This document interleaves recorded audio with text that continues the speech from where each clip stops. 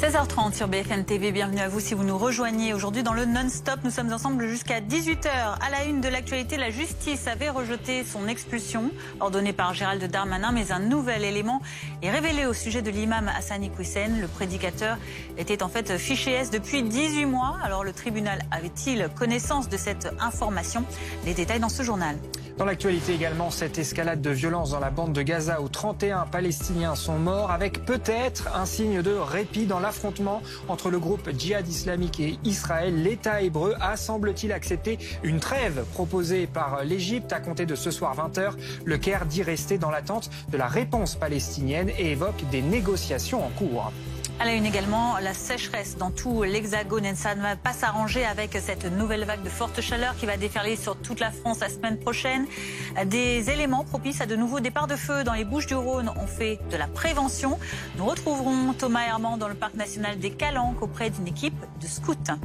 Et puis on suit également la situation en Ukraine. Les autorités britanniques estiment que la guerre est sur le point d'entrer dans une nouvelle phase. L'armée russe serait en train de masser des troupes en prévision d'une contre-offensive ukrainienne dans la région de Kherson. On fera le point donc sur cette situation dans ce journal avec Nicolas Coadou. Mais tout d'abord, cette expulsion ordonnée par Gérald Darmanin qui avait été retoquée vendredi par la justice. Le ministre de l'Intérieur qui avait ensuite fait appel de la décision du tribunal administratif. Mais on apprend désormais que l'imam Hassan Iquioussen était fiché S depuis 18 mois. Les explications, Juliette Andrieux. Hassan Iquioussen, 57 ans, imam proche des frères musulmans et dans le collimateur de Gérald Darmanin depuis fin juillet. Ce prédicateur tient depuis des années un discours haineux à l'encontre des valeurs de la France, contraire à nos principes de laïcité et d'égalité entre les femmes et les hommes. Il sera expulsé du territoire français. Une expulsion qui avait été ordonnée quelques jours plus tard. Je veux remercier singulièrement le Royaume du Maroc, qu'un laissez-passer consulaire a été délivré voilà 24 heures pour expulser Manu Militari, M. Iquioussen, du territoire national. Nous l'avons convoqué au commissariat de police. Et dès que les policiers ou les gendarmes auront interpellé M. Iquioussen, il sera exclu du territoire national sans possibilité d'y revenir. Mais le tribunal administratif de Paris, saisi par son avocate et la Ligue des droits de l'homme, en a décidé autrement en suspendant la procédure d'expulsion. Le seul motif tiré de l'existence d'actes de provocation explicites et délibérés à la discrimination à l'égard des femmes ne peut justifier la mesure d'expulsion sans porter une atteinte grave et manifestement disproportionnée à son droit à mener une vie privée et familiale normale. Le tribunal a rappelé que les propos antisémites proférés par Hassan Iquioussen, datant pour les plus récents de 2014, n'avaient jamais été réitérés et qu'aucune preuve d'incitation au séparatisme ne pouvait étayer des accusations. Un revers pour Gérald Darmanin, qui a décidé de faire appel devant le Conseil d'État. L'inscription de l'imam au fichier des personnes recherchées pour menaces graves à la sécurité publique ou à la sûreté de l'État pourrait de nouveau relancer l'affaire. Et tout à l'heure, Patrick Vignal, député Renaissance de l'Hérault, a réagi à ce nouvel élément. Il était notre invité. Écoutez, je pense que fiché S, il y a à peu près 17 000 à 18 000 personnes qui sont fiché S à plusieurs niveaux de gradation. Mais regardez le dossier de ce monsieur. Il est né dans 1964. À la majorité, il n'a pas voulu prendre la nationalité française. Quelque temps après, la demande elle est refusée, alors que la fratrie, elle, a pu accepter et devenir français ou simple nationalité ou double nationalité. C'est quelqu'un à qui on a payé des études, puisqu'il a fait une licence et un DEA. Donc c'est quelqu'un qui est érudit. Et qu'est-ce qu'on voit dans son parcours? En fait, on se rend compte que c'est quelqu'un qui n'aime pas la République, qui n'aime pas la France. Dans l'actualité également, cette sécheresse historique en France, avec en plus des températures qui remontent, les risques d'incendie qui restent majeurs. Dans les Bouches-du-Rhône, 21 massifs sont de nouveau accessibles, mais 4 restent interdits ce dimanche. Thomas Herman est notre envoyé spécial dans le parc naturel des Calanques, dans les Bouches-du-Rhône, pour suivre une opération de prévention avec des scouts.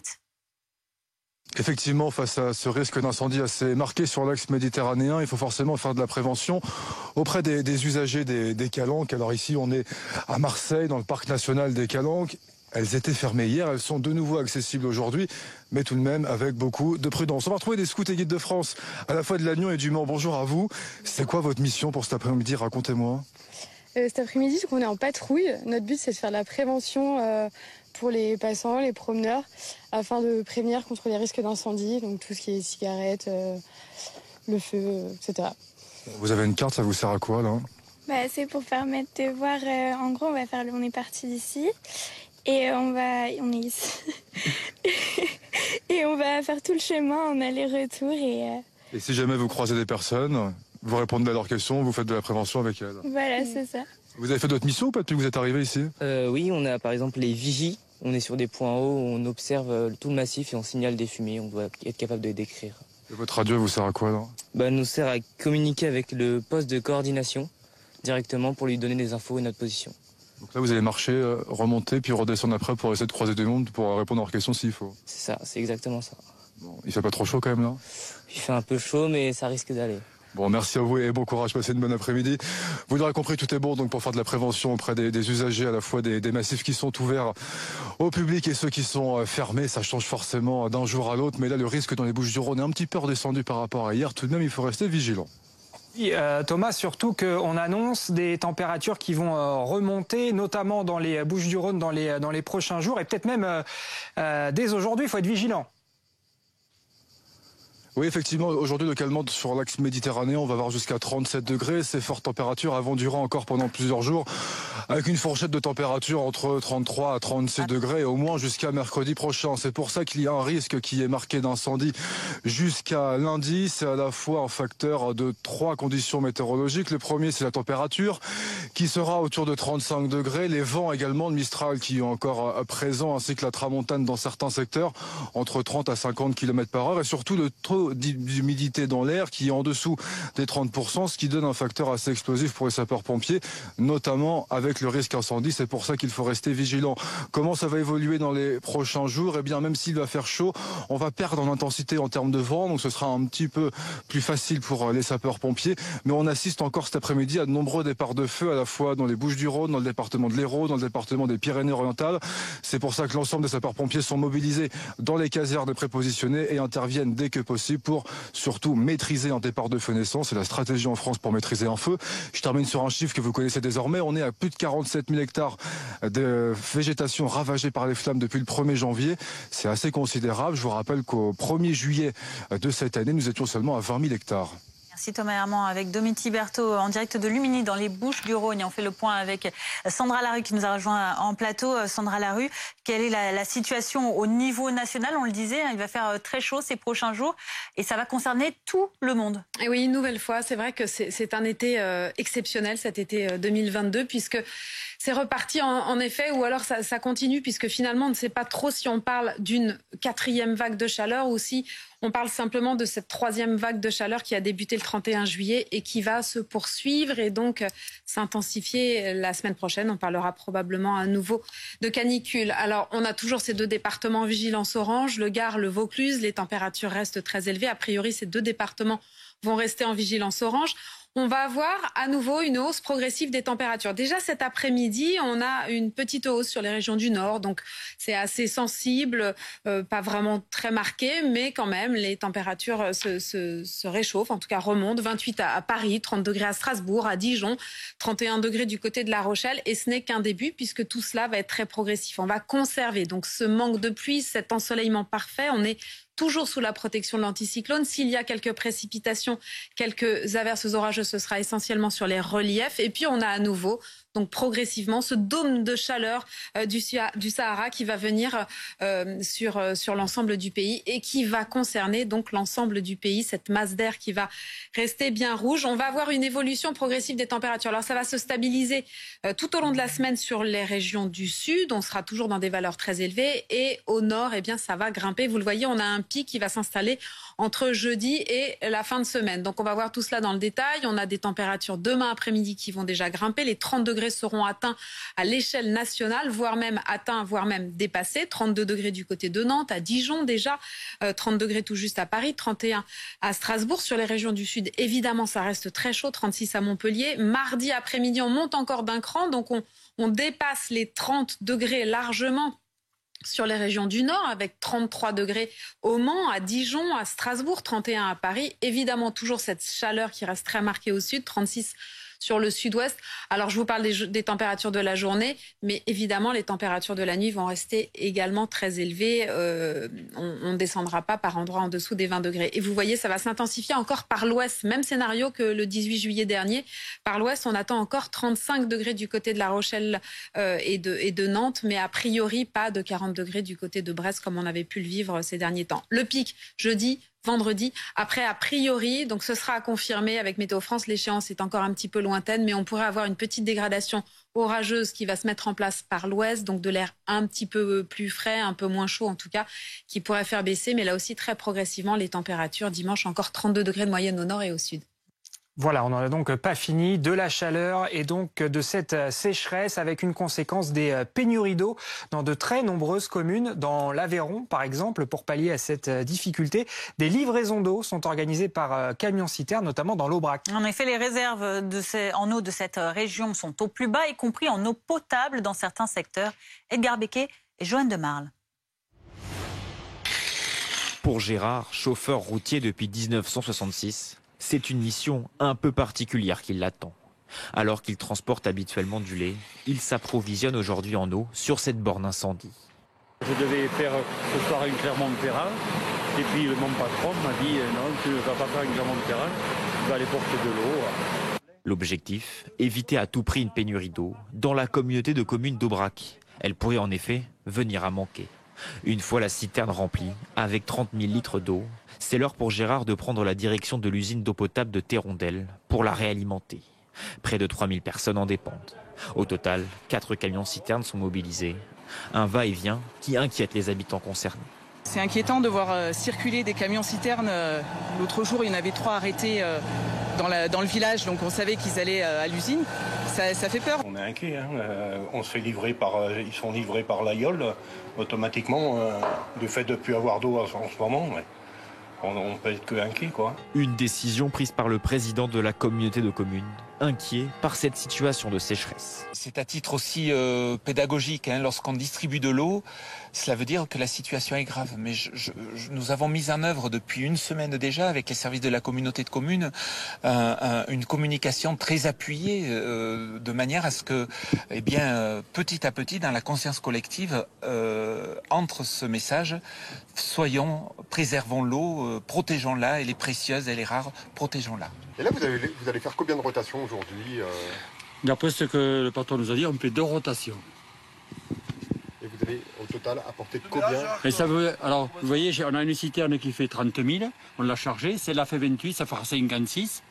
On pourra faire 2 fois 56 000, ça fera 112 000 litres dans la journée. Pour Gérard et les autres chauffeurs routiers, il faut 9 rotations au total pour que l'ensemble des habitants puissent avoir de l'eau. L'actualité internationale à 16h42 avec ce regain de tension au Proche-Orient entre Israël et Gaza qui ont fait 31 morts côté palestinien et peut-être un signe de répit dans cet affrontement entre le groupe djihad islamique et donc l'armée israélienne. Parce que l'État hébreu a semble-t-il accepté une trêve proposée par l'Égypte à compter de ce soir 20h. Le Caire dit en revanche rester dans l'attente de la réponse palestinienne et évoque des négociations en cours. Gérard Vespierre, analyste en géopolitique, revient sur notre antenne sur la chronologie de ce nouveau pic de tension. Il s'agit de regarder le plus près possible la chronologie des événements et il me semble que l'élément déclencheur a été l'arrestation en Cisjordanie du responsable du djihad islamique pour le territoire. Et donc les premières requêtes, puisque le mouvement djihad islamique est représentatif de Gaza, les premières requêtes partant de Gaza sont liées à, me semble-t-il, l'arrestation de ce responsable du djihad islamique en Cisjordanie. Et donc là, l'escalade est partie. Israël a riposté à ses premiers tirs de roquettes sur le sud de son pays. Et au même moment, comme je le disais il y a quelques minutes, donc il y avait la présence du responsable suprême du djihad islamique à Téhéran. Alors voyez-vous, il y a vraiment un jeu terrible entre 3 capitales, Téhéran, la Gaza et puis bien sûr Tel Aviv. Julien Baloul, spécialiste de la société israélienne et habitant de Tel Aviv, était également avec nous tout à l'heure. Notre invité, il est revenu, lui, sur la manière dont sont vécues ces frappes sur Israël. Moi, j'ai connu Israël à une époque où j'en arrivais où les missiles, ça sonnait et ça tombait. Et on ne pouvait rien faire. C'est-à-dire qu'il y avait la sirène qui sonnait. Dans le sud d'Israël, on est entre 5, 10 et 15 secondes pour se mettre à l'abri. Et ça m'est arrivé parce qu'il m'arrivait de couvrir ce genre d'opération où la sirène sonne, la sirène n'a même pas terminé de sonner, que le missile tombe déjà à côté de vous ou sur votre maison. On ne pouvait strictement rien faire. Et évidemment, des débris, parce que les débris, ça tue lorsque ça vous tombe dessus, ou bien si ça tombe sur les vitres, ou si ça tombe sur votre voiture, ça peut tuer. C'est déjà arrivé dans le passé, donc c'est ça plutôt le risque aujourd'hui. Lorsqu'on sait, comme on sait qu'il y a le dôme de fer, on sait qu'il faut se mettre à l'abri surtout d'un raté, comme je vous le disais, évidemment d'un débris d'obus qui pourrait tomber sur votre voiture, qui pourrait tomber sur votre vitre. Les suites de la guerre en Ukraine à présent, le ministre de la Défense britannique estime que la guerre est sur le point d'entrer dans une nouvelle phase. L'armée russe serait en train de positionner des troupes en prévision d'une contre-offensive ukrainienne dans la région de Kherson. Les détails de Nicolas Coadou, notre envoyé spécial à Kiev. Ici en Ukraine, tout porte à croire effectivement qu'une contre-offensive massive se prépare de la part des forces armées ukrainiennes dans le sud-est du pays. Plusieurs signes annonciateurs. Déjà, la vice-première ministre a annoncé hier de nouvelles évacuations de populations civiles dans la ville de Kherson. Vous l'avez dit également à Zaporizhzhia. Vous le savez, c'est là que se situe la plus grande centrale nucléaire d'Europe qui avait été touchée par des frappes pas plus tard qu'il y a 2 jours. Selon la ministre, des évacuations qui ont bien lieu pour préserver les populations civiles d'une éventuelle contre-offensive des forces armées ukrainiennes. Un petit peu plus tôt dans la semaine, c'était la région de Donetsk qui était évacuée. 250 000 personnes à évacuer, mais à l'heure où on se parle, seulement 5 000 d'entre elles sont parties de chez elles. Il reste encore du travail. Un dernier point, tout de même, cette fois c'est à Mykolaïv. Le gouverneur a annoncé une fermeture totale de la ville. Personne ne rentre, personne ne sort. Les habitants sont invités à rester chez eux. L'objectif, c'est de traquer d'éventuels traîtres, des agents infiltrés russes, en outre, qui pourraient compromettre la contre-offensive en préparation. Mais encore une fois, impossible de savoir quand elle pourrait avoir lieu. Retour en France pour en venir aux suites de ce rodéo urbain dans le Val d'Oise. Vendredi soir, on vous en a parlé sur l'antenne de BFM. 2 enfants ont été grièvement blessés à Pontoise. Une fille de 10 ans est toujours entre la vie et la mort. Et un motard de 18 ans s'est rendu hier à la police dans la soirée. Ce nouveau drame pose la question des sanctions prévues pour ces rodéos urbains. Réponse de Guillaume Fard, consultant sécurité BFM TV. La participation à un rodéo urbain maintenant est punie d'1 an d'emprisonnement. Il y a des circonstances aggravantes si c'est en réunion, notamment si c'est sans permis, si c'est sans assurance. Si vous êtes à l'origine, si vous êtes organisateur d'un rodéo urbain, si vous incitez à l'organisation d'un rodéo urbain, là c'est puni de 2 années effectivement d'emprisonnement. En 2018, il n'y avait eu que 72 condamnations sur le fondement de cette loi. Et, évidemment, on peut le comprendre puisque la loi datait du 3 août. Ensuite, ce qu'il faut regarder, c'est l'évolution du nombre de condamnations dans le temps. En 2019, c'était 672. En 2020, c'était 991. Et l'année dernière, 2021, c'était 1383. Ça veut dire qu'en réalité, en l'espace de 4 ans, on a multiplié par 19 le nombre de condamnations. Il y a une évolution qui est significative. Maintenant, le nombre de rodéos urbains reste quand même très important. Et il faut d'autres politiques publiques pour lutter contre ce phénomène. Parmi ces politiques publiques, il y a le fait aussi d'aller davantage saisir les véhicules. Ça, c'est très français, contrairement aux Anglais. Les Anglais, eux, vont essayer de prendre en chasse et d'interpeller le conducteur. Au demeurant, ils font parfois prendre des risques assez importants, à la fois aux patrouilles de police et aux conducteurs des véhicules en question, puisqu'ils vont percuter les motos avec leurs véhicules. Ce qu'ils appellent ils sont formés pour ça. Ils sont formés pour ça, mais ça reste très dangereux. Et de toute façon, quand vous faites chuter quelqu'un d'une moto lancée, vous blessez cette personne. C'est-à-dire, il n'y a pas de chute qui fait que vous sortez indemne quand vous avez 2 véhicules qui sont lancés à vive allure. Dans le cas français, on privilégie l'interpellation a posteriori. Alors ça demande des moyens d'enquête qui sont plus longs. Il faut saisir les motos, les détruire. Parfois elles sont pas toujours au nom d'ailleurs de ceux qui les conduisent, mais c'est une façon de procéder qui demande un certain temps, mais qui est aussi moins risquée pour les policiers. Cette question dans l'actualité, va-t-on sauver le beluga coincé depuis vendredi dans une écluse de la Seine, dans l'Eure, à seulement 70 km de Paris? Malgré les vitamines qui lui ont été données par les vétérinaires, l'animal refuse toujours de s'alimenter. On fait le point avec notre reporter sur place, Antoine Forestier. Depuis maintenant près de 2 jours, le beluga de la Seine est coincé ici au niveau d'une écluse de Notre-Dame de la Garenne. Toutes les tentatives de nourrissage ont échoué, que ce soit les harengs morts, les truites arc-en-ciel vivantes ou encore les calamars. Il n'a rien mangé depuis plusieurs jours. C'est cela qui inquiète les scientifiques qui s'affairent autour de lui. Des vétérinaires sont venus hier effectuer des injections d'antibiotiques et de stimulateurs d'appétit sans que cela ne change pour l'instant son comportement. L'association Sea Shepherd a contacté des spécialistes du beluga au Canada pour les aider à prendre les bonnes décisions, notamment à partir de photos et de vidéos. Je vous propose d'écouter à ce sujet la présidente de cette association, Lamia Essemlali, interrogée au micro de Margot Sève. Effectivement, la principale inquiétude, c'est cette absence d'alimentation. On a contacté, Sea Shepherd a contacté un expert québécois qui travaille depuis une trentaine d'années avec les belugas. On lui a envoyé toutes les images, les photos, les vidéos, la description du comportement de l'animal.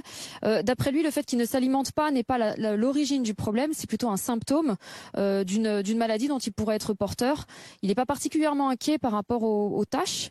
En revanche, elle donne une indication sur le temps qu'il a passé dans la Seine, puisque s'il avait passé beaucoup de temps dans la Seine, les tâches seraient beaucoup plus importantes. Aucune décision n'est prise pour le moment concernant les moyens pour l'aider à retourner vers la mer à 160 km d'ici. A priori, l'animal est trop faible pour être raccompagné par bateau. Il pourrait être éventuellement extrait de l'eau, mais pour cela, il faudrait qu'il se réalimente, ce qui n'est pas le cas pour le moment. 16h50 sur BFM TV, vos rendez-vous de l'été, vous en avez l'habitude, c'est notre chronique Marocette avec un chef, une figure de l'antenne avec un chef du Georges V, et c'est Pascal de la Tour du Pin aujourd'hui qui s'y colle. Elle nous prépare un joli cœur de saumon tiède. Ce sera pour le beluga. Votre programme avec Jean de Confiance. Annonce de location de vacances, immobilier, babysitting. La confiance est notre différence.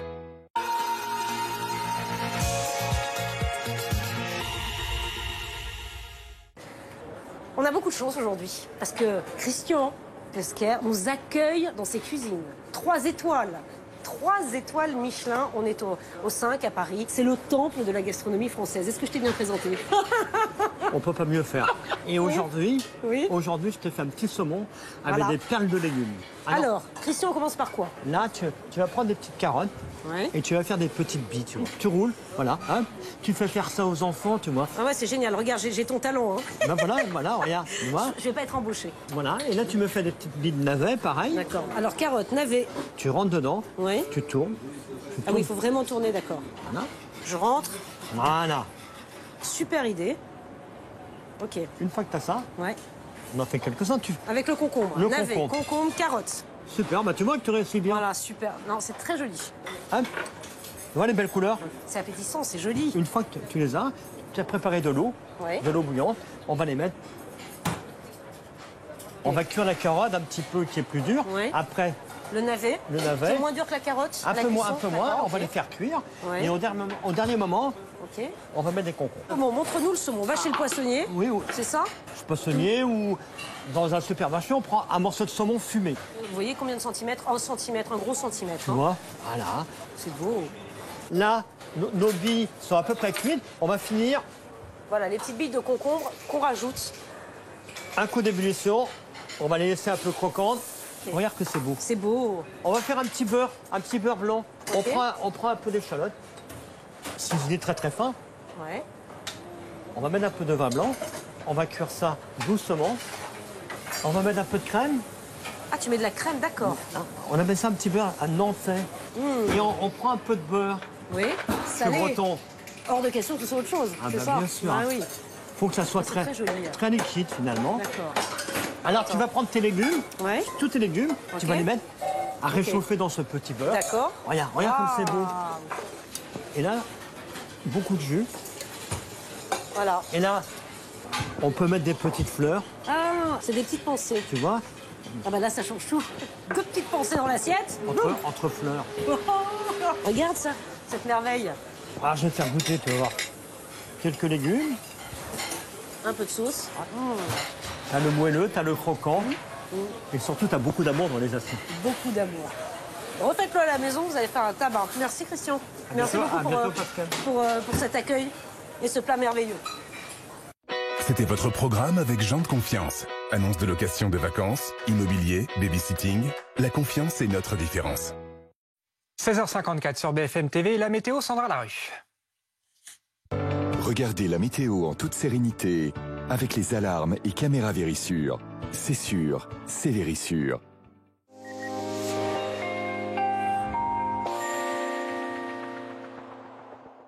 Et c'est reparti pour une semaine éprouvante. Troisième vague de chaleur qui se poursuit ou une quatrième vague de chaleur qui va se mettre en place. Quoi qu'il en soit, les températures vont rester très élevées. Et nous avons toujours le Gard et le Vaucluse en vigilance canicule. De nombreux autres départements devraient s'ajouter à cette carte dans ces prochains jours. On est toujours sous la protection de cet anticyclone, une France largement dégagée. Donc ces températures qui vont grimper. Demain matin, du plein soleil, un léger voile nuageux sur l'ouest. Toujours un petit peu de vent de secteur nord-est, un petit peu de mistral en Méditerranée. Dans l'après-midi, on conserve le soleil, toujours ce voile de nuages sur l'ouest. Des bourgeonnements nuageux sur les Pyrénées, sur les Alpes, sur le relief corse qui pourront apporter un petit coup de tonnerre et des températures donc qui vont encore une nouvelle fois faire l'actualité tout au long de la semaine. Demain matin, des températures en hausse déjà au nord, 17 degrés. Du côté de Nantes, il fera 19 à La Rochelle, on attend 15 à Paris et sur les régions les plus au sud, là aussi des valeurs très élevées, notamment en Méditerranée, toujours 24 à Nice dans le courant de l'après-midi. Le mercure qui grimpe d'un cran à nouveau déjà sur les régions du nord. Regardez les 30 degrés et plus qui se propagent à l'ensemble du pays. Juste la frange près de la Manche là qui reste à l'écart. Il fera 30 degrés à Paris. On attend encore 36 degrés du côté de Montpellier. Du plein soleil mardi et des températures qui vont continuer de progresser jusqu'à 33 degrés par exemple à Nantes. Vous avez regardé la météo en toute sérénité avec les alarmes et caméras Vérissure. C'est sûr, c'est Vérissure. Bonsoir à tous, je suis ravie de vous retrouver. Merci d'être avec nous sur BFM TV. Près de 650 soldats du feu sont sur place. Les flammes ont frôlé les habitations. Odessa qui a été attaquée donc ce matin par l'armée russe. Michel Goya, est-ce qu'il y a une contre-offensive qui se prépare? En tout cas, elle est annoncée depuis très longtemps. On est vraiment en train de vivre un changement auquel il va falloir s'adapter. Nous avons découvert le vrai visage de la majorité. Monsieur Gérald Darmanin, le ministre de l'Intérieur, n'a pas le soir recevoir. Des phrases choc pour provoquer. On va en parler avec mes invités. Restez sur BFM TV.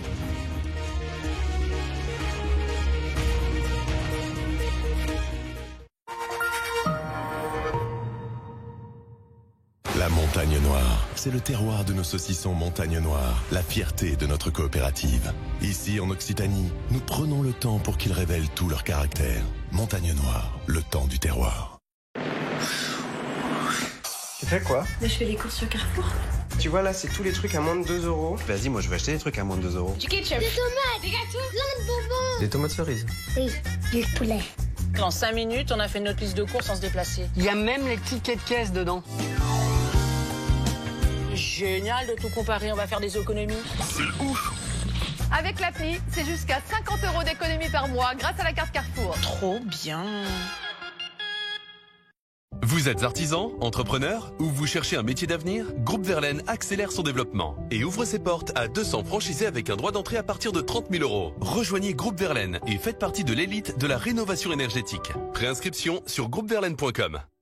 Il y a quelques mois, mes proches m'ont dit « Ouais, faire un régime, c'est pas ton truc, t'en es pas capable. » Ça tombe bien, j'ai pas fait de régime, j'ai fait comme j'aime. J'ai mangé du poulet curry, du couscous et plein d'autres plats délicieux.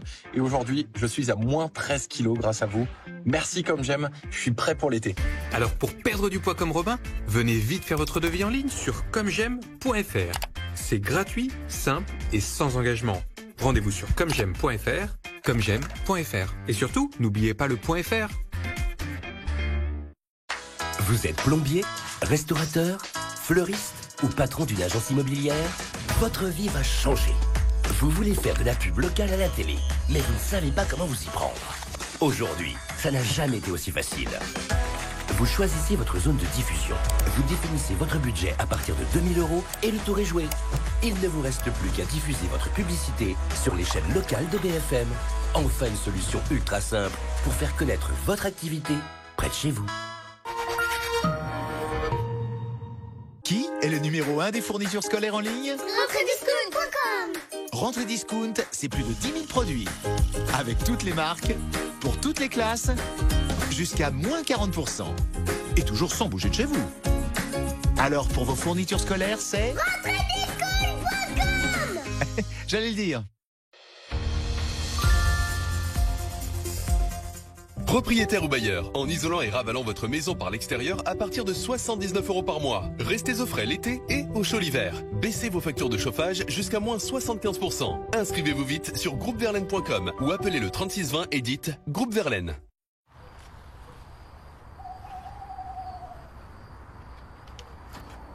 Mais qu'est-ce que tu fais? C'est pas aujourd'hui qu'on part en vacances, c'est la semaine prochaine. Je sais. Mais comme ça, je suis prêt. Fram, vous avez déjà envie d'être en vacances. En ce moment, chez Fram, la Côte d'Azur est à partir de 299 €. Profitez-en. 10h59, 17h bientôt sur BFM TV. Merci d'être avec nous. À la une de l'actualité, ces tensions dans la bande de Gaza où 31 Palestiniens sont morts ces dernières heures, ces derniers jours. On apprend qu'Israël aurait accepté une trêve proposée par l'Égypte à compter de ce soir 20h. Le Caire qui précise être dans l'attente de la réponse du groupe armé palestinien Djihad islamique. Des négociations sont en cours. On y revient. À une également, de nouveaux éléments dans l'affaire de l'imam Hassani Kouissen. On apprend aujourd'hui que le prédicateur était fiché S depuis 18 mois. Vendredi, la justice administrative avait suspendu son expulsion vers le Maroc. Le ministre de l'Intérieur a fait appel de la décision. Et puis les conséquences de cette sécheresse historique en France, alors que les températures repartent à la hausse, le risque d'incendie est majeur. En Bretagne, plus de 300 hectares ont brûlé ces dernières heures. Dans les Bouches-du-Rhône, on suivra une opération de surveillance menée par des scouts. Et puis le beluga bloqué dans la Seine, survivra-t-il? L'animal refuse toujours de se nourrir malgré un changement d'alimentation aujourd'hui. Son transport n'est toujours pas possible pour le moment, mais les spécialistes écartent pour l'instant la piste de l'euthanasie. Reportage à suivre.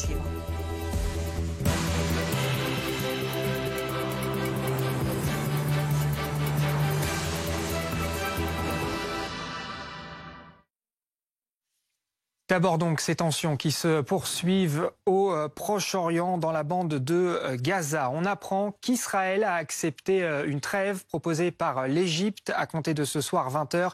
Le Caire dit attendre la réponse du groupe Djihad islamique. Des négociations sont en cours, peut-être une accalmie après des jours de violence. Juliette Andrieux avec Chloé Barbeau.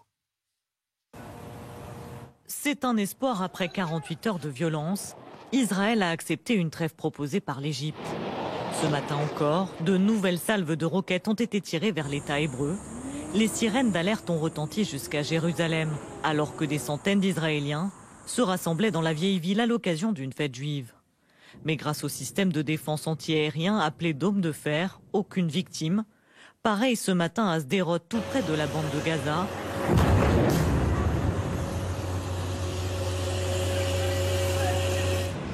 À terre, le reste d'une roquette interceptée juste à temps. Depuis vendredi, l'armée israélienne dit avoir essuyé en tout près de 580 tirs de roquettes. Cette nuit, des terroristes du djihad islamique ont tiré une roquette en direction d'Israël, qui est retombée à l'intérieur de Gaza, touchant une maison palestinienne dans le quartier de Jalabia et tuant tragiquement au moins 4 enfants. Il y a une vidéo qui documente ça. Il n'y avait aucune activité israélienne dans la bande de Gaza, dans cette zone à ce moment-là. Du côté de la bande de Gaza ce matin, au milieu des immeubles éventrés, les habitants de Rafah récupèrent ce qu'ils peuvent. Une frappe israélienne a détruit cet immeuble hier. La cible Khaled Mansour, un haut commandant du groupe djihad islamique. 2 autres membres ont été tués ainsi que 5 civils. C'était horrible. Ils ont visé la maison avec 5 ou 6 roquettes.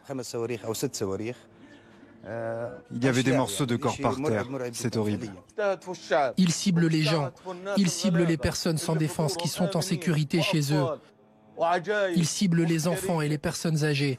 Ils n'ont aucune pitié. Selon le ministère de la Santé à Gaza, 29 personnes dont 6 enfants sont mortes et 253 ont été blessées depuis vendredi. Et on poursuit cette actualité avec Alain Grèche, notre invité à distance. Bonjour, vous êtes directeur du journal en ligne Orient 21 Info, spécialisé dans l'actualité du monde arabe et musulman.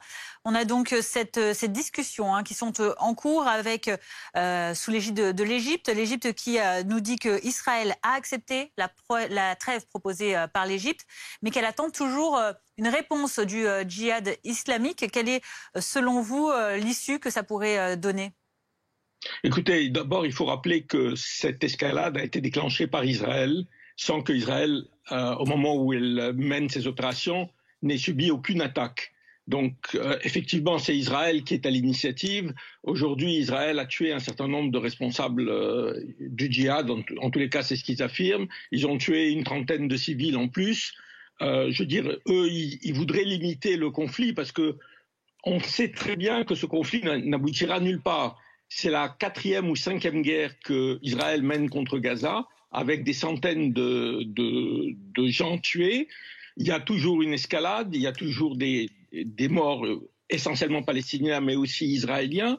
Et à l'issue de cette guerre, on va avoir un communiqué de l'armée israélienne pour dire « Nous avons renforcé notre capacité de dissuasion, nous avons détruit les infrastructures terroristes, et on sait que ça va recommencer dans un an. » Pour une raison très simple, c'est que le peuple palestinien vit sous occupation, à Gaza comme en Cisjordanie. Et que cette situation ne peut déboucher que sur des violences. Elle ne peut déboucher que sur des affrontements. L'idée qu'ils vont simplement négocier et que ça va se calmer, c'est faux. Il y a, en plus à Gaza, nous avons un territoire qui est sous blocus depuis 15 ou 20 ans. Vous savez ce que c'est pour un jeune de ne pas pouvoir sortir? Il y a des gens qui sont nés à Gaza, ils ne peuvent pas sortir du territoire.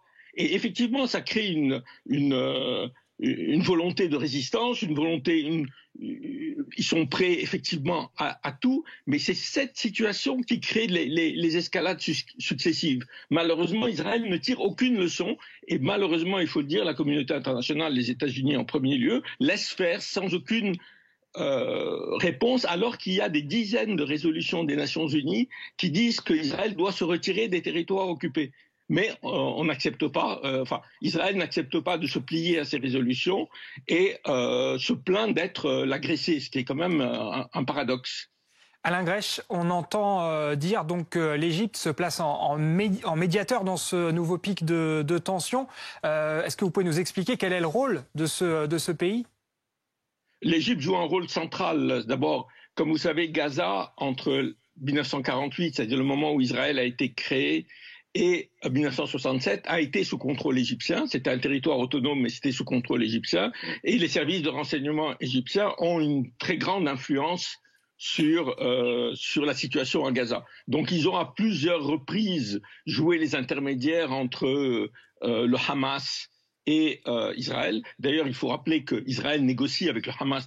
Israël dit « nous ne négocierons jamais avec les organisations terroristes », c'est une plaisanterie. Ils sont sans arrêt en négociation pour essayer de maintenir une trêve plus ou moins importante. Et l'Égypte n'a pas intérêt à une escalade, parce que cette escalade, une escalade à Gaza, veut dire quand même un sentiment d'indignation important dans le monde arabe et dans l'Égypte, et pourrait remettre en question, je veux dire, l'autorité du pouvoir égyptien.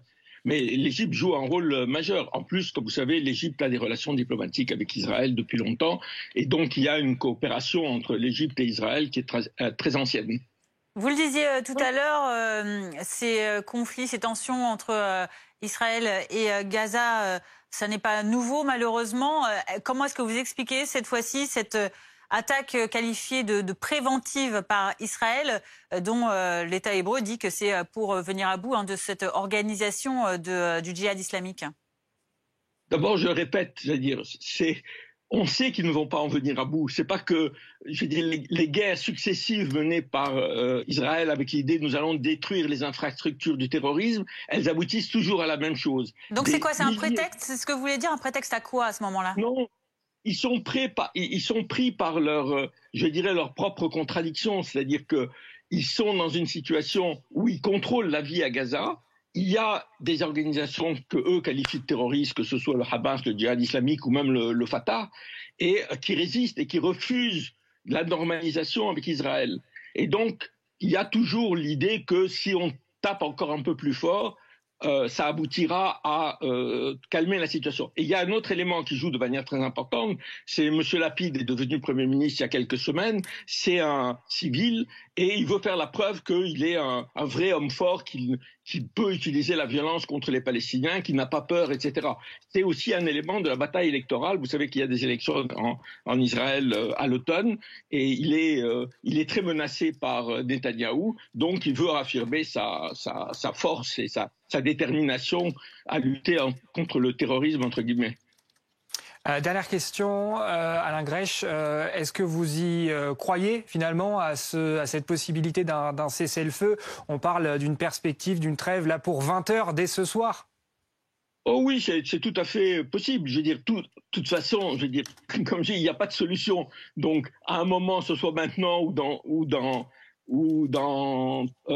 3 jours, il y aura un cessez-le-feu. Alors, il y a évidemment des acteurs qui ont des intérêts différents. Le Hamas, qui est à la fois une organisation de résistance, mais aussi qui est en charge la vie quotidienne des Palestiniens, et craint une escalade parce que la situation, il faut le rappeler, des 2 300 000 Palestiniens qui vivent à Gaza est terrible.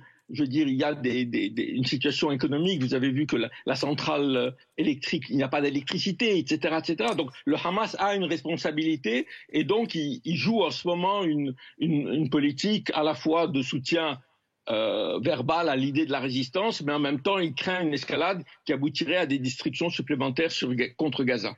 Merci beaucoup Alain Grech, directeur du journal en ligne Orient21.info, spécialisé dans l'actualité du monde arabe et musulman, de nous avoir apporté vos éclairages. Ces dernières heures, il faut le rappeler, des centaines de roquettes ont été lancées vers Israël, la plupart interceptées par un bouclier antimissile, le dôme de fer, un changement important pour les Israéliens, comme nous l'expliquait tout à l'heure Julien Baloul, spécialiste de la société israélienne et habitant de Tel Aviv.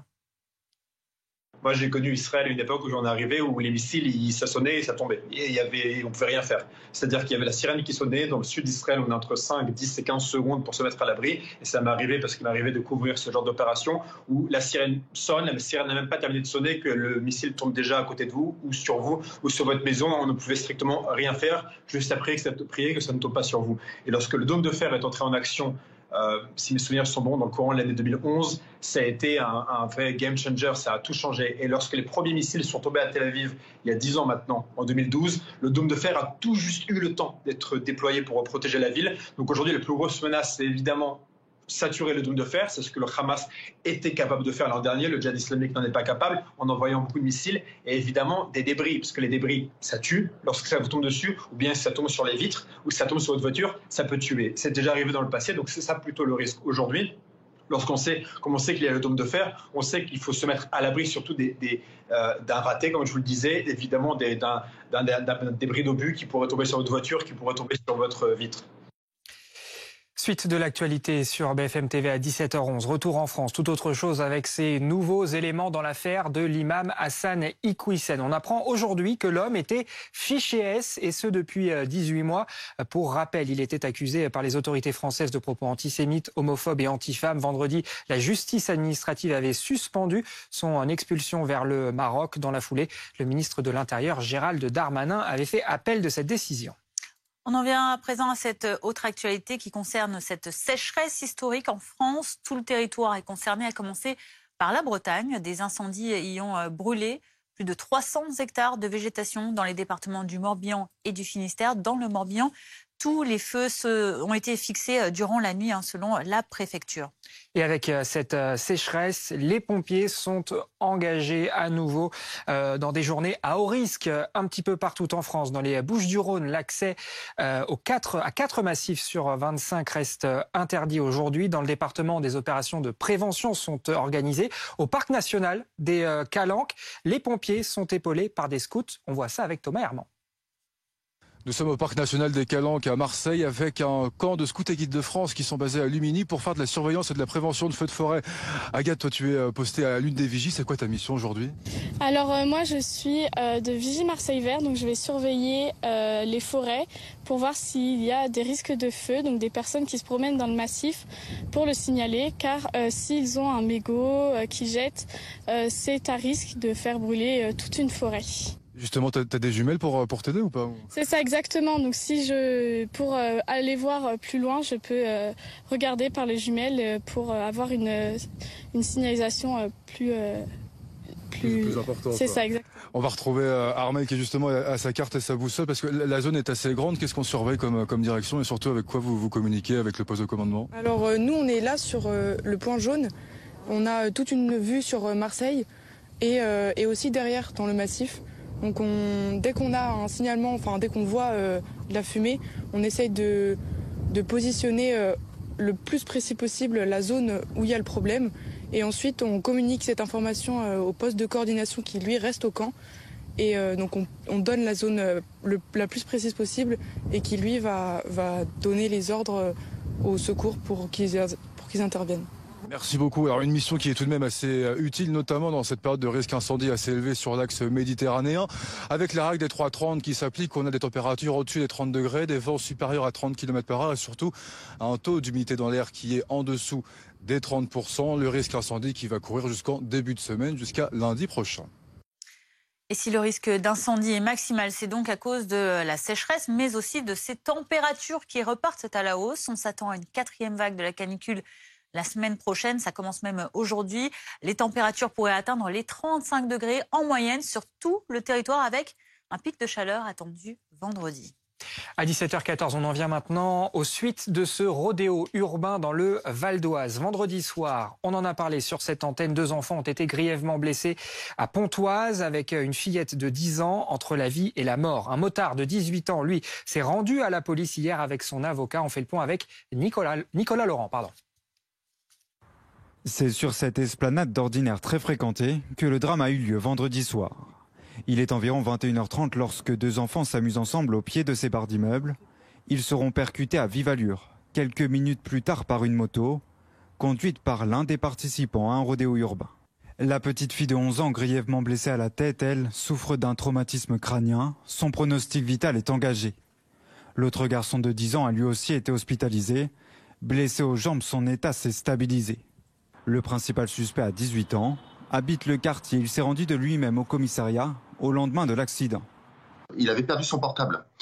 Donc déjà, c'était un élément d'identification assez important. Effectivement, quand vous avez ce type d'accident au plein cœur de cité, quelques langues se délient et l'identité a quand même été révélée assez rapidement. Donc voilà, la pression effectivement sur la famille fait qu'il s'est rendu hier en début d'après-midi à 14h. Et il a été entendu par les forces de l'ordre en fin d'après-midi. Le Val d'Oise peine à faire face au fléau des rodéos urbains. Depuis plusieurs années, ils se sont multipliés dans les quartiers. Les villes et la police dressent le même constat. Il faut plus de moyens pour y mettre fin. On a un grand besoin de forces de l'ordre régaliennes sur place pour aider à lutter contre tous les types de trafic et de comportements délictuels. Si aujourd'hui on réfléchit à un système, évidemment en l'encadrant parfaitement, où les policiers peuvent faire cesser ce type de rodéo, c'est-à-dire soit avec des airs, soit avec des poursuites ou du contact tactique, moi je crois qu'il ne faut pas s'interdire ce débat. Dans le département du Val d'Oise, depuis le début du mois d'avril, 534 interventions de police ont été recensées pour des rodéos urbains.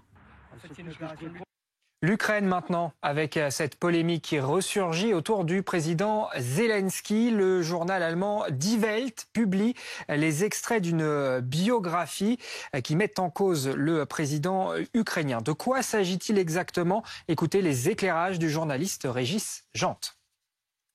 Bien sûr que l'Ukraine est un pays corrompu, etc., parce que c'est les années post-soviétiques, comme à peu près toutes les républiques post-soviétiques. Ce qui est intéressant, c'est la dynamique. C'est-à-dire que Monsieur Zelensky a adopté ou a fait adopter ces derniers mois, d'ailleurs, des lois très dures contre l'oligarchie. Il l'a fait sans doute plutôt contraint et forcé, des lois qui sont très imparfaites. Il n'empêche que la dynamique, notamment sous la houlette de l'Occident, qui par exemple conditionne des prêts très importants à l'Ukraine, font qu'on avance dans cette direction. Donc c'est cette dynamique qui est intéressante, sachant aussi qu'il ne faut pas regarder ces affaires de corruption comme si chaque pays était une boîte fermée sur elle-même. Ce sont aussi des questions internationales. Et en attendant, sur le terrain militaire, la Russie positionne des troupes dans la région de Kherson, au sud de l'Ukraine. L'armée russe s'attend à une contre-offensive ukrainienne. Décryptage avec Michel Goya, consultant de défense BFM TV. Ça fait des semaines, mais que l'on parle de cette offensive, qui en réalité avance très lentement parce que c'est difficile. Mais ce qu'on constate maintenant, c'est qu'il y a un mouvement de force russe à nouveau dans la région. Donc il y a une redistribution, il y a un renforcement de toutes les bases russes en Crimée notamment et dans la région au sud du Dniepr, dans cette région. Et on se demande si, toute la question c'est de savoir si ce renforcement est simplement destiné à contrer cette offensive ukrainienne ou éventuellement de porter une attaque soit de l'autre côté du Dniepr, vers Mykolaïev peut-être, vers Kryvyi, vers le nord, ou beaucoup plus à l'est, vers éventuellement la ville de Zaporijia. Voilà où on en est actuellement. On prend des nouvelles maintenant de ce beluga bloqué dans la Seine, dans l'Eure, à 70 km de Paris. Le mammifère refuse toujours de s'alimenter. On est donc très inquiet pour la survie de l'animal. Isabelle Dorlia-Pouzet, sous-préfète d'Évreux et secrétaire générale de la préfecture de l'Eure, a fait le point pour nous tout à l'heure. Le beluga est toujours dans le bassin dans lequel nous le maintenons depuis vendredi soir pour son bien, c'est-à-dire qu'il est en situation d'être observé, d'être soigné et autant que possible nourri. Hier après-midi, notamment, les vétérinaires ont pu l'approcher vraiment de très près et lui administrer à la fois des vitamines, des antibiotiques et des substances dynamisantes pour ouvrir son appétit, essayer de voir si ça peut faire effet. Donc ces produits, ces injections l'ont dans un premier temps un peu fatigué et depuis ce matin on se rend compte qu'il est un tout petit peu plus dynamique. Pour autant, il semble qu'il ne mange toujours pas et sur ce point-là, en tout cas, il nous semble, l'ensemble des scientifiques, des vétérinaires qui nous entourent et qui nous conseillent, puisqu'on a 2 points par jour tous ensemble pour suivre la situation de ce beluga. Les scientifiques et les vétérinaires, les soignants considèrent, compte tenu de son état de maigreur, que c'est probablement un individu malade de très longue date, bien avant qu'il entre dans la Seine, et que c'est sa maladie qui fait qu'il ne s'alimente pas, et non pas parce que les produits qu'il trouve dans son bassin ne lui conviennent pas. On se souvient de cette orque qui était morte de faim dans la Seine. C'était il y a quelques mois, en mai dernier. Est-ce que là, on est sur le même type de risque? On craint clairement pour la survie de ce beluga. Il a été question d'une possible euthanasie, mais ça a été mis de côté par les associations et vétérinaires. Alors, c'est pas tant les associations et les vétérinaires, c'est l'ensemble du collectif qui travaille sur ce sujet avec les services de l'État, l'OFB, le SDIS et effectivement les associations en charge de la faune sauvage et les professions, les scientifiques aussi, les chercheurs. À ce stade, alors l'euthanasie n'est pas envisagée, en tout cas à court terme, puisque l'animal nage convenablement, se tient bien et il est encore tonique, donc l'euthanasie serait prématurée. En revanche, c'est quelque chose que malheureusement tout vétérinaire est en devoir d'envisager si l'animal devait en venir à souffrir énormément et être en détresse, comme tout autre animal, qu'il soit sauvage ou domestique. Isabelle Dorlia-Pouzet, pour conclure, pouvez-vous nous dire si la navigation est donc toujours bloquée, on l'imagine, autour de cette écluse? Vous nous disiez hier que ça avait été le cas avec le concours des voies navigables de France. Alors la navigation n'est pas du tout bloquée, je vous rassure, et je rassure surtout les riverains, ceux qui traversent l'écluse. Ce beluga a eu la très bonne idée de rentrer dans un bassin, dans une écluse où il y a plusieurs bassins, et donc on a pu bloquer un bassin sans bloquer pour autant la navigation. Donc tout se passe bien et nous travaillons avec VNF, Voies navigables de France, qui nous aide énormément et qui nous permet de rester avec le beluga le temps qu'il faut pour trouver une solution pour lui, en fonction de son état de santé, des moyens techniques sur lesquels nous travaillons avec l'ensemble de la communauté scientifique, sanitaire, associative et surtout les services de l'État pour trouver la bonne solution, probablement en début de semaine. 16h22, restez avec nous. Dans un instant, nous parlerons 17h22 de la décision de justice qui avait été rejetée sur l'expulsion au Maroc ordonnée par Gérald Darmanin de l'imam Hassan Iquioussen. Nouvel élément dans ce dossier, le prédicateur est fiché S depuis 18 mois. Réaction à suivre dans notre prochain journal dans quelques minutes. À tout de suite.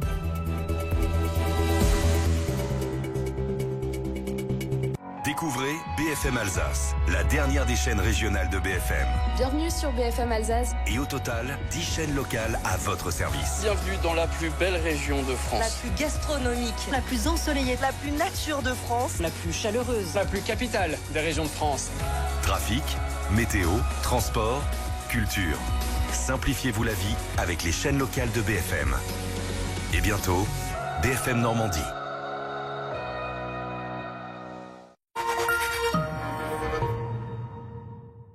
Pourquoi un compte, ça coûte bonbon? Et pourquoi une carte, ça coûte un bras? Et pourquoi tout ça, ça coûte la peau des fesses? Ouf. Avec Nickel, un compte, ça coûte juste 20 €. Oui, 20 €. Alors, qui dit mieux que moins cher? Qui? Nickel, un compte, une carte, un RIB. En 5 minutes chez votre buraliste. Rejoignez le mouvement. C'est qui t'a dit ça?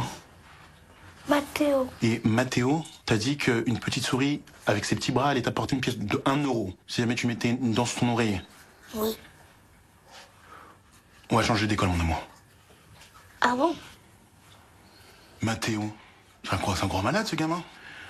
La pauvre petite souris, comment tu veux qu'elle trouve une somme pareille? C'est trop. C'est beaucoup trop.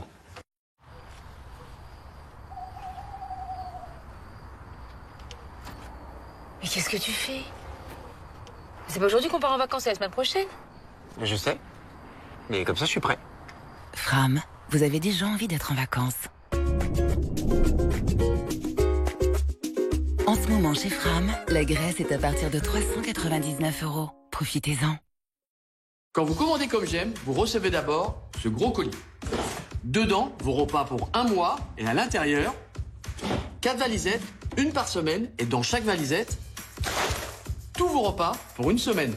Par exemple, lundi, le matin, muesli au chocolat, au déjeuner, blanquette de volaille, au goûter, un cookie, et le soir, lasagne végétarienne. Vous allez vous régaler et perdre du poids. Alors venez vite faire votre devis en ligne. C'est gratuit, simple et sans engagement. Rendez-vous sur commejaime.fr. Commejaime.fr. Savoir-faire, passion et exigence. Voici le secret de Carapelli pour élaborer des huiles d'olive vierge extra de qualité. Sublimez vos recettes avec Carapelli. Vous rêvez d'indépendance? Ne vous fâchez pas. Groupe Verlaine installe chez vous une centrale solaire de 3 kg pour produire votre électricité en toute autonomie au prix unique de 7 900 €. Oui, 7 900 €. Consultez nos experts sur groupeverlaine.com ou en composant le 3620 et dites Groupe Verlaine. Parlons peu, parlons emballage. Chez McDo, comment fait-on pour réduire encore notre impact sur l'environnement? Eh bien, sur place ou à emporter, on remplace dès 2022 100% des emballages en carton de nos burgers par du papier. Conçus par des spécialistes de l'emballage, ces papiers alimentaires issus de forêts durablement gérées vont permettre de réduire de 4000 tonnes nos déchets par an, soit l'équivalent des déchets ménagers d'environ 7000 personnes en un an. Et oui, réduire nos emballages, ça, c'est plié. Ensemble, faisons les choses en grand.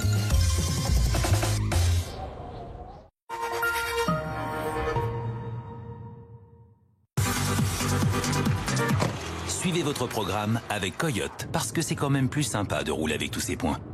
Coyote. Votre programme avec Siligom. Siligom, pneus, mécanique et entretien auto pour rouler en toute sérénité.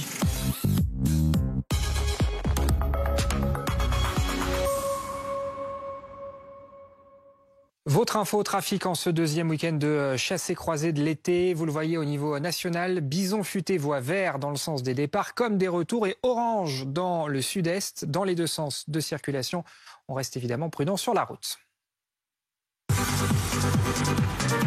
C'était votre programme avec Coyote, parce que c'est quand même plus sympa de rouler avec tous ces points.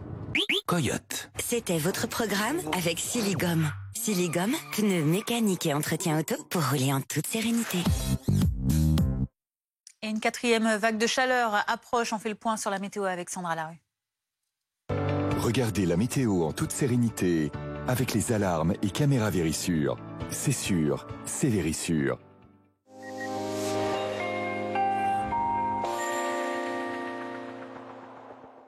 Et c'est reparti pour une semaine éprouvante. Troisième vague de chaleur qui se poursuit ou une quatrième vague de chaleur qui va se mettre en place. Quoi qu'il en soit, les températures vont rester très élevées.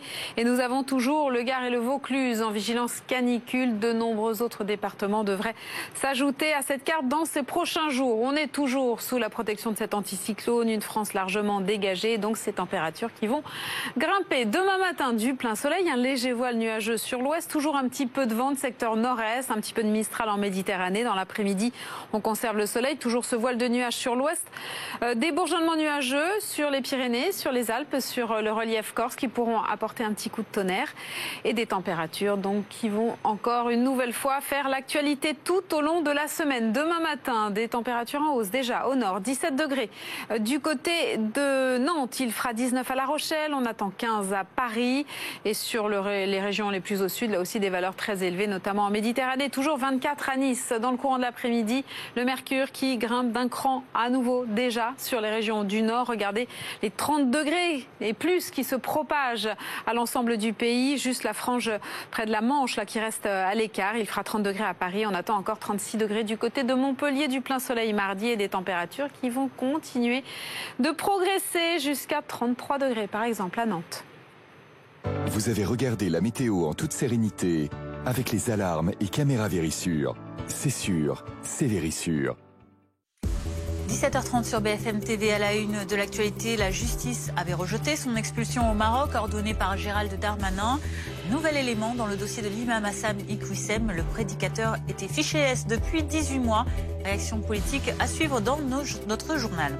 Dans l'actualité également, ce 3e jour d'hostilité dans la bande de Gaza où 31 Palestiniens sont morts avec peut-être un signe de répit. Israël a semble-t-il accepté une trêve proposée par l'Égypte à compter de ce soir 20h. Le Caire qui dit rester dans l'attente de la réponse du groupe palestinien Djihad islamique et évoque des négociations en cours. Décryptage dans ce journal. La sécheresse dans tout l'Hexagone et ça ne va pas s'arranger avec cette nouvelle vague de forte chaleur qui va déferler toute la semaine à venir. Des éléments propices à de nouveaux départs de feu. Dans les Bouches-du-Rhône, on fait de la prévention. Nous retrouvons Thomas Herman dans le parc national des Calanques auprès d'une équipe dévouée de scouts. Et puis on parlera aussi de la guerre en Ukraine. Les autorités britanniques estiment que la guerre est sur le point d'entrer dans une nouvelle phase. L'armée russe serait en train de masser des troupes en prévision d'une contre-offensive ukrainienne dans la région de Kherson. Le point sur la situation dans ce journal avec Nicolas Coidou. Mais tout d'abord, l'expulsion de l'imam Hassan Iquioussem ordonnée par Gérald Darmanin qui avait été retoquée vendredi par la justice. Le ministre de l'Intérieur avait ensuite fait appel de la décision du tribunal administratif, mais on apprend désormais que le prédicateur était fiché S depuis 18 mois. Les explications, Juliette Andrieux. Hassan Iquioussem, 57 ans, imam proche des frères musulmans et dans le collimateur de Gérald Darmanin depuis fin juillet. Ce prédicateur tient depuis des années un discours haineux à l'encontre des valeurs de la France, contraire à nos principes de laïcité et d'égalité entre les femmes et les hommes. Il sera expulsé du territoire français. Une expulsion qui avait été ordonnée quelques jours plus tard. Je veux remercier singulièrement le Royaume du Maroc, qu'un laissez-passer consulaire a été délivré voilà 24 heures pour expulser Manu Militari, M. Iquioussem, du territoire national. Nous l'avons convoqué au commissariat de police et dès que les policiers ou les gendarmes auront interpellé M. Iquioussem, il sera exclu du territoire national sans possibilité d'y revenir. Mais le tribunal administratif de Paris, saisi par son avocate et la Ligue des droits de l'homme, en a décidé autrement, en suspendant la procédure d'expulsion. Le seul motif tiré de l'existence d'actes de provocation explicites et délibérés à la discrimination à l'égard des femmes ne peut justifier la mesure d'expulsion sans porter une atteinte grave et manifestement disproportionnée à son droit à mener une vie privée et familiale normale. Le tribunal a rappelé que les propos antisémites proférés par Hassan Iquioussem, datant pour les plus récents de 2014, n'avaient jamais été réitérés et qu'aucune preuve d'incitation au séparatisme ne pouvait étayer des accusations. Un revers pour Gérald Darmanin, qui a décidé de faire appel devant le Conseil d'État. L'inscription de l'imam au fichier des personnes recherchées pour menaces graves à la sécurité publique ou à la sûreté de l'État pourrait de nouveau relancer l'affaire. Et cette information fait réagir notamment dans la majorité. Patrick Vignal, député Renaissance de l'Hérault, était notre invité tout à l'heure. Écoutez, je pense que fiché S, il y a à peu près 17 000 à 18 000 personnes qui sont fichées S à plusieurs niveaux de gradation. Mais regardez le dossier de ce monsieur. Il est né dans 1964. À la majorité, il n'a pas voulu prendre la nationalité française. Quelque temps après, la demande elle est refusée, alors que la fratrie, elle, a pu accepter et devenir français ou simple nationalité ou double nationalité. C'est quelqu'un à qui on a payé des études, puisqu'il a fait une licence et un DEA.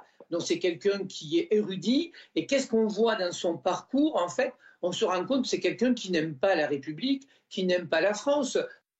Toute autre actualité à 17h33 sur BFM TV, cette sécheresse historique en France avec en plus des températures qui remontent et donc les risques d'incendie qui sont majeurs. Dans les Bouches-du-Rhône, 21 massifs sont de nouveau accessibles aujourd'hui, mais 4 restent interdits. Oui, c'est justement dans ce département qu'on va retrouver Thomas Herman, notre envoyé spécial. Il se trouve dans le parc naturel des Calanques. Il suit pour nous une opération de prévention avec des scouts.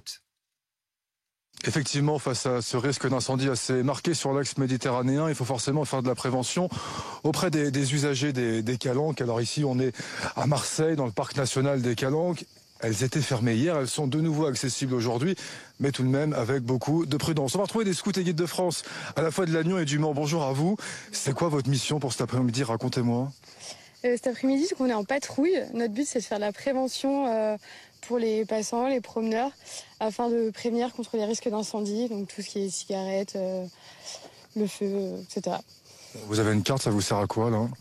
C'est pour permettre de voir, en gros, on est parti d'ici. Et on est ici. Et on va faire tout le chemin en aller-retour. Et si jamais vous croisez des personnes, vous répondez à leurs questions, vous faites de la prévention avec elles. Voilà, c'est ça. Vous avez fait d'autres missions ou pas depuis que vous êtes arrivé ici? Oui, on a par exemple les vigies. On est sur des points hauts, on observe tout le massif et on signale des fumées. On doit être capable de les décrire. Et votre radio vous sert à quoi là? Elle nous sert à communiquer avec le poste de coordination directement pour lui donner des infos et notre position. Donc là, vous allez marcher, remonter, puis redescendre après pour essayer de croiser des mondes pour répondre à leurs questions s'il faut. C'est ça, c'est exactement ça. Bon, il fait pas trop chaud quand même là? Il fait un peu chaud, mais ça risque d'aller. Bon, merci à vous et bon courage, passez une bonne après-midi. Vous l'aurez compris, tout est bon donc pour faire de la prévention auprès des usagers, à la fois des massifs qui sont ouverts au public et ceux qui sont fermés. Ça change forcément d'un jour à l'autre, mais là, le risque dans les Bouches-du-Rhône est un petit peu redescendu par rapport à hier. Tout de même, il faut rester vigilant. Thomas, surtout qu'on annonce des températures qui vont remonter, notamment dans les Bouches-du-Rhône dans les prochains jours et peut-être même dès aujourd'hui, il faut être vigilant. Oui, effectivement, aujourd'hui, localement, sur l'axe méditerranéen, on va avoir jusqu'à 37 degrés. Ces fortes températures vont durer encore pendant plusieurs jours, avec une fourchette de température entre 33 à 36 degrés, au moins jusqu'à mercredi prochain. C'est pour ça qu'il y a un risque qui est marqué d'incendie jusqu'à lundi. C'est à la fois un facteur de 3 conditions météorologiques. Le premier, c'est la température, qui sera autour de 35 degrés. Les vents également de Mistral qui est encore présent, ainsi que la tramontane dans certains secteurs, entre 30 à 50 km/h. Et surtout, le taux d'humidité dans l'air qui est en dessous des 30%, ce qui donne un facteur assez explosif pour les sapeurs-pompiers, notamment avec le risque incendie. C'est pour ça qu'il faut rester vigilant. Comment ça va évoluer dans les prochains jours? Eh bien, même s'il va faire chaud, on va perdre en intensité en termes de vent, donc ce sera un petit peu plus facile pour les sapeurs-pompiers. Mais on assiste encore cet après-midi à de nombreux départs de feu, à la fois dans les Bouches-du-Rhône, dans le département de l'Hérault, dans le département des Pyrénées-Orientales. C'est pour ça que l'ensemble des sapeurs-pompiers sont mobilisés dans les casernes prépositionnées et interviennent dès que possible pour surtout maîtriser un départ de feu naissant. C'est la stratégie en France pour maîtriser un feu. Je termine sur un chiffre que vous connaissez désormais. On est à plus de 47 000 hectares de végétation ravagée par les flammes depuis le 1er janvier. C'est assez considérable. Je vous rappelle qu'au 1er juillet de cette année, nous étions seulement à 20 000 hectares. Merci Thomas Herman avec Domiti Berthaud en direct de Lumini dans les Bouches-du-Rhône. Et on fait le point avec Sandra Larue qui nous a rejoint en plateau. Sandra Larue, quelle est la situation au niveau national? On le disait, il va faire très chaud ces prochains jours et ça va concerner tout le monde. Et oui, une nouvelle fois, c'est vrai que c'est un été exceptionnel, cet été 2022, puisque c'est reparti en effet, ou alors ça continue, puisque finalement on ne sait pas trop si on parle d'une 4e vague de chaleur ou si on parle simplement de cette 3e vague de chaleur qui a débuté le 31 juillet et qui va se poursuivre et donc s'intensifier la semaine prochaine. On parlera probablement à nouveau de canicule. Alors, on a toujours ces 2 départements en vigilance orange, le Gard, le Vaucluse. Les températures restent très élevées. A priori, ces 2 départements vont rester en vigilance orange. On va avoir à nouveau une hausse progressive des températures. Déjà cet après-midi, on a une petite hausse sur les régions du Nord, donc c'est assez sensible, pas vraiment très marqué, mais quand même les températures se réchauffent, en tout cas remontent. 28 à Paris, 30 degrés à Strasbourg, à Dijon, 31 degrés du côté de La Rochelle, et ce n'est qu'un début puisque tout cela va être très progressif. On va conserver donc ce manque de pluie, cet ensoleillement parfait. On est toujours sous la protection de l'anticyclone. S'il y a quelques précipitations, quelques averses orageuses, ce sera essentiellement sur les reliefs. Et puis on a à nouveau, donc progressivement, ce dôme de chaleur du Sahara qui va venir sur l'ensemble du pays et qui va concerner donc l'ensemble du pays, cette masse d'air qui va rester bien rouge. On va avoir une évolution progressive des températures. Alors ça va se stabiliser tout au long de la semaine sur les régions du sud. On sera toujours dans des valeurs très élevées et au nord, eh bien, ça va grimper. Vous le voyez, on a un pic qui va s'installer entre jeudi et la fin de semaine. Donc on va voir tout cela dans le détail. On a des températures demain après-midi qui vont déjà grimper. Les 30 degrés degrés seront atteints à l'échelle nationale, voire même dépassés. 32 degrés du côté de Nantes, à Dijon déjà, 30 degrés tout juste à Paris, 31 à Strasbourg. Sur les régions du sud, évidemment, ça reste très chaud, 36 à Montpellier. Mardi après-midi, on monte encore d'un cran, donc on dépasse les 30 degrés largement sur les régions du Nord, avec 33 degrés au Mans, à Dijon, à Strasbourg, 31 à Paris. Évidemment, toujours cette chaleur qui reste très marquée au sud, 36 sur le sud-ouest. Alors, je vous parle des températures de la journée, mais évidemment, les températures de la nuit vont rester également très élevées. On ne descendra pas par endroits en dessous des 20 degrés. Et vous voyez, ça va s'intensifier encore par l'ouest. Même scénario que le 18 juillet dernier. Par l'ouest, on attend encore 35 degrés du côté de La Rochelle et de Nantes, mais a priori, pas de 40 degrés du côté de Brest, comme on avait pu le vivre ces derniers temps. Le pic, jeudi, vendredi. Après, a priori, donc ce sera à confirmer avec Météo France, l'échéance est encore un petit peu lointaine, mais on pourrait avoir une petite dégradation orageuse qui va se mettre en place par l'ouest, donc de l'air un petit peu plus frais, un peu moins chaud en tout cas, qui pourrait faire baisser, mais là aussi très progressivement les températures. Dimanche, encore 32 degrés de moyenne au nord et au sud. Et autre conséquence de la chaleur et de la sécheresse, c'est pénurie d'eau dans de très nombreuses communes, dans l'Aviron par exemple. Pour faire face à cette difficulté, des livraisons sont organisées par camions-citernes, notamment dans l'Aubrac. Oui, les réserves de la région sont au plus bas, y compris en ce qui concerne l'eau potable dans certains secteurs. On voit ça avec Edgar Becquet et Johan Demarle. Pour Gérard, chauffeur routier depuis 1966, c'est une mission un peu particulière qui l'attend. Alors qu'il transporte habituellement du lait, il s'approvisionne aujourd'hui en eau sur cette borne incendie. Je devais faire ce soir une Clermont-Ferrand, et puis mon patron m'a dit non, tu ne vas pas faire une Clermont-Ferrand, tu vas aller porter de l'eau. L'objectif, éviter à tout prix une pénurie d'eau dans la communauté de communes d'Aubrac. Elle pourrait en effet venir à manquer. Une fois la citerne remplie, avec 30 000 litres d'eau, c'est l'heure pour Gérard de prendre la direction de l'usine d'eau potable de Thérondelle pour la réalimenter. Près de 3000 personnes en dépendent. Au total, 4 camions-citernes sont mobilisés. Un va-et-vient qui inquiète les habitants concernés. C'est inquiétant de voir circuler des camions-citernes. L'autre jour, il y en avait 3 arrêtés dans le village, donc on savait qu'ils allaient à l'usine. Ça fait peur. On est inquiet. On se fait livrer ils sont livrés par l'Aïol automatiquement, du fait de ne plus avoir d'eau en ce moment. Ouais. On peut être que inquiet, quoi. Une décision prise par le président de la communauté de communes, inquiet par cette situation de sécheresse. C'est à titre aussi pédagogique. Lorsqu'on distribue de l'eau, cela veut dire que la situation est grave. Mais nous avons mis en œuvre depuis une semaine déjà, avec les services de la communauté de communes, une communication très appuyée, de manière à ce que, petit à petit, dans la conscience collective, entre ce message, préservons l'eau, protégeons-la, elle est précieuse, elle est rare, protégeons-la. Et là, vous allez faire combien de rotations aujourd'hui D'après ce que le patron nous a dit, on fait 2 rotations. Et vous allez au total apporter combien? Et ça veut, alors, vous voyez, on a une citerne qui fait 30 000, on l'a chargée, celle-là fait 28, ça fera 56. On pourra faire 2 fois 56 000, ça fera 112 000 litres dans la journée. Pour Gérard et les autres chauffeurs routiers, il faut 9 rotations au total pour que l'ensemble des habitants puissent avoir de l'eau. L'actualité internationale à présent est le regain de tensions au Proche-Orient entre Israël et Gaza qui ont fait 31 morts, avec peut-être un signe de répit dans l'affrontement entre le groupe Djihad islamique et Israël. Oui, parce que l'État hébreu a, semble-t-il, accepté une trêve proposée par l'Égypte à compter de ce soir 20h. Le Caire dit rester dans l'attente de la réponse palestinienne et évoque des négociations en cours. Pour Alain Grèche, qui était notre invité tout à l'heure, directeur du journal en ligne Orient21.info, spécialisé dans l'actualité du monde arabe et musulman, l'origine de ce pic d'hostilité est claire. Il faut rappeler que cette escalade a été déclenchée par Israël sans que Israël, au moment où elle mène ses opérations, n'ait subi aucune attaque. Donc, effectivement, c'est Israël qui est à l'initiative. Aujourd'hui, Israël a tué un certain nombre de responsables du djihad. En tous les cas, c'est ce qu'ils affirment. Ils ont tué une trentaine de civils en plus. Je veux dire, eux, ils voudraient limiter le conflit parce que on sait très bien que ce conflit n'aboutira nulle part. C'est la 4e ou 5e guerre que Israël mène contre Gaza, avec des centaines de gens tués.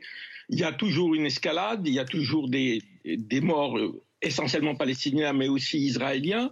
Et à l'issue de cette guerre, on va avoir un communiqué de l'armée israélienne pour dire « Nous avons renforcé notre capacité de dissuasion, nous avons détruit les infrastructures terroristes, et on sait que ça va recommencer dans 1 an. » Pour une raison très simple, c'est que le peuple palestinien vit sous occupation, à Gaza comme en Cisjordanie. Et que cette situation ne peut déboucher que sur des violences. Elle ne peut déboucher que sur des affrontements.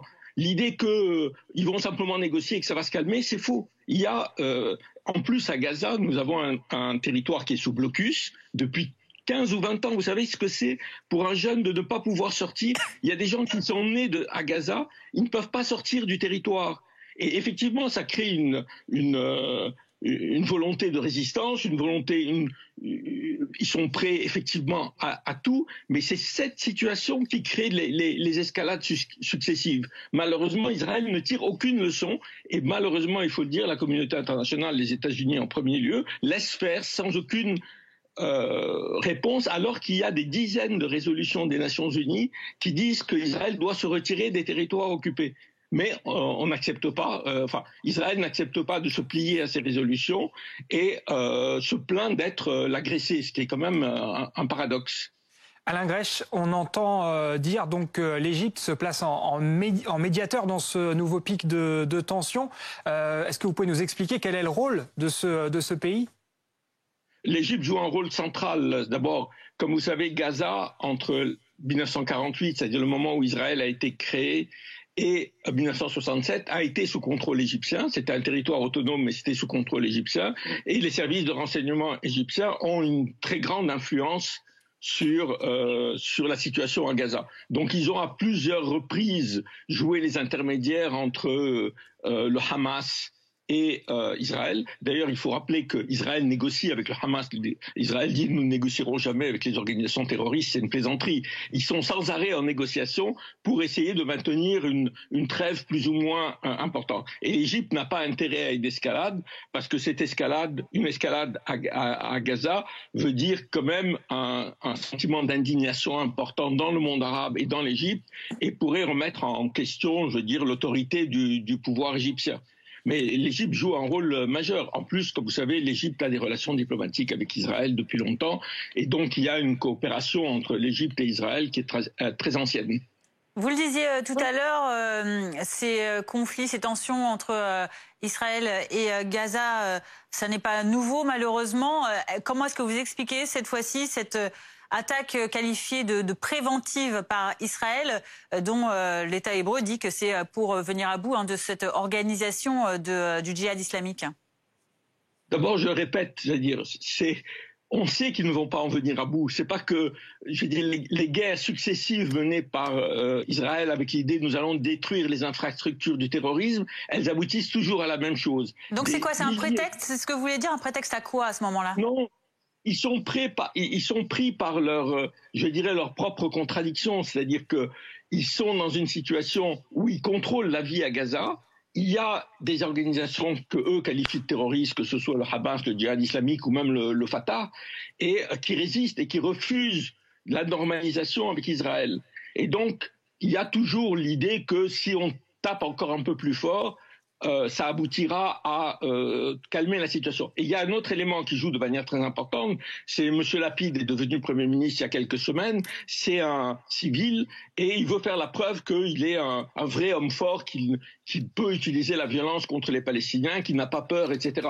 C'est aussi un élément de la bataille électorale. Vous savez qu'il y a des élections en Israël à l'automne, et il est très menacé par Netanyahou, donc il veut affirmer sa force et sa détermination à lutter contre le terrorisme, entre guillemets. Dernière question, Alain Grech, est-ce que vous y croyez finalement à cette possibilité d'un cessez-le-feu? On parle d'une perspective, d'une trêve là pour 20 heures dès ce soir. Oh oui, c'est tout à fait possible. Je veux dire, de toute façon, je veux dire, comme je dis, il n'y a pas de solution. Donc, à un moment, ce soit maintenant ou dans 3 jours, il y aura un cessez-le-feu. Alors, il y a évidemment des acteurs qui ont des intérêts différents. Le Hamas, qui est à la fois une organisation de résistance, mais aussi qui est en charge de la vie quotidienne des Palestiniens, et craint une escalade parce que la situation, il faut le rappeler, des 2 300 000 Palestiniens qui vivent à Gaza est terrible. Je veux dire, il y a une situation économique. Vous avez vu que la centrale électrique, il n'y a pas d'électricité, etc., etc. Donc, le Hamas a une responsabilité et donc il joue en ce moment une politique à la fois de soutien verbal à l'idée de la résistance, mais en même temps, il craint une escalade qui aboutirait à des destructions supplémentaires contre Gaza. Quant à Julien Baloul, spécialiste de la société israélienne et habitant de Tel Aviv, il est revenu sur l'importance du bouclier antimissile israélien, le dôme de fer, qui, selon l'armée israélienne, a permis d'intercepter la quasi-totalité des roquettes adverses.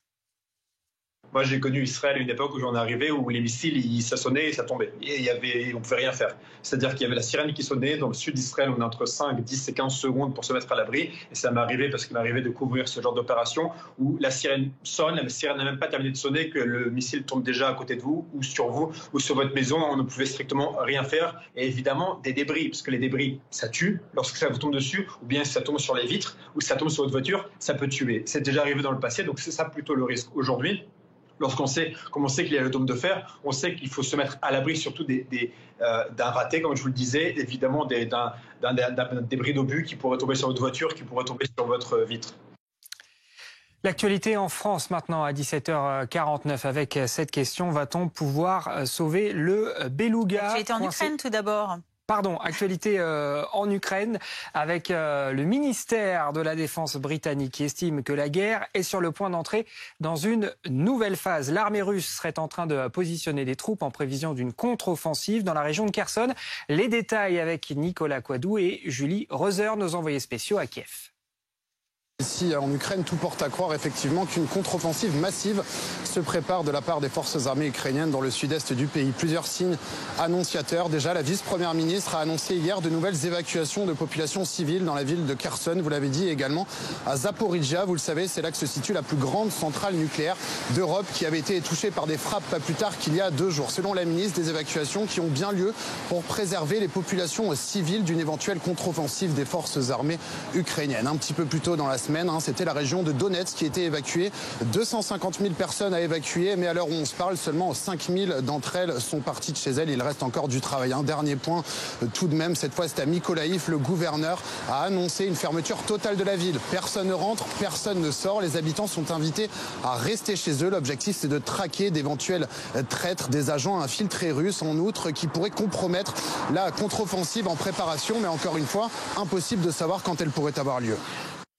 Et donc en France, on s'intéresse désormais à ces chances de survie du beluga, toujours coincé depuis vendredi dans une écluse de la Seine, dans l'Eure, à seulement 70 km de Paris.